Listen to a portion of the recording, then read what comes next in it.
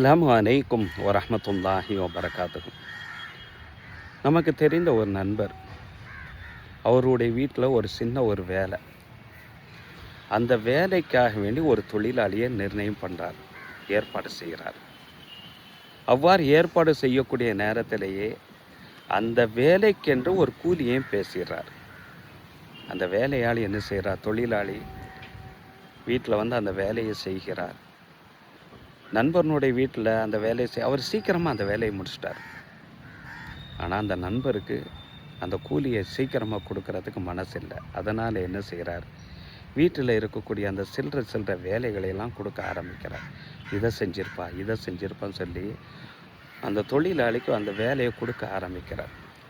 பேசினது என்பது ஒரு வேலைக்காக வேண்டி, அந்த வேலைக்கு என்று தான் கூலி பேசப்பட்டது. ஆனால் அந்த நண்பர் செஞ்சதுங்கிறது வந்து தொழிலாளி சீக்கிரமாக அந்த வேலையை முடிச்சிட்டாரு. அதனால் அந்த கூலியை கொடுக்க மனசு இல்லாமல் சின்ன சின்ன வேலைகளெல்லாம் ஏவ ஆரம்பிக்கிறார். இது அந்த நண்பர் மட்டும் செய்யக்கூடியது விஷயம் அல்ல, நம்மள நிறைய நபர்கள் செய்யக்கூடிய ஒரு விஷயங்கள் தான். என்றாலும் நம்ம என்ன சொல்லுவோம், தொழிலாளர்கள் நல்ல விஷயமா நிறையவே நம்ம பேச ஆரம்பிப்போம். மார்க்கம் இதை வன்மையாக கட்டிக்குதுங்க. எந்த ஒரு வேலைக்காக வேண்டி எந்த ஒரு கூலியை நிர்ணயித்து எந்த ஒரு வேலையை நீங்கள் கொடுக்கிறீர்களோ, அந்த வேலையினுடைய வேர்வை காயும் முன்பாகவே நீங்கள் அந்த தொழிலாளிக்கு கூலியை கொடுத்து விடுங்கள் என்று நபி ஸல்லல்லாஹு அலைஹி வஸல்லம் சொல்கிறாங்க. அதுதான் நம்ம மார்க்கம் நமக்கு கற்றுத்தரக்கூடிய ஒரு மரபு, இஸ்லாமிய வழிமுறையும் கூட.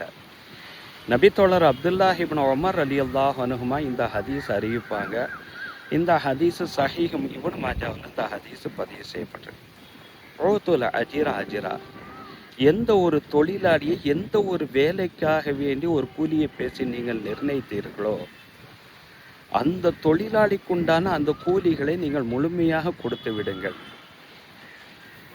கபுல ஐயஜிஃபா அரகுஹு, அந்த வேலையினுடைய வேர்வை காயும் முன்பாகவே, மற்ற வேலையெல்லாம் செஞ்சு அந்த வேர்வை காய்றது அல்ல ஹதீஸினுடைய நோக்கம். நம்ம எந்த வேலையை கொடுத்து இருக்கிறோமோ அந்த வேலையினுடைய வேர்வை காயும் முன்பாகவே அந்த தொழிலாளியினுடைய கூலியை நீங்கள் கொடுத்து விடுங்கள் என்றார்கள் நபிகள் நாயகம் ஸல்லல்லாஹு அலைஹி வஸல்லம் அவர்கள். ஆக நோக்கங்கிறது வந்து நம்ம கொடுக்கப்பட்ட அந்த வேலை நிறைவேறியதா, அதற்குண்டான கூலியை கொடுக்க விட வேண்டும் என்பது தான். இதுதான் மனிதாபிமானமும் கூட.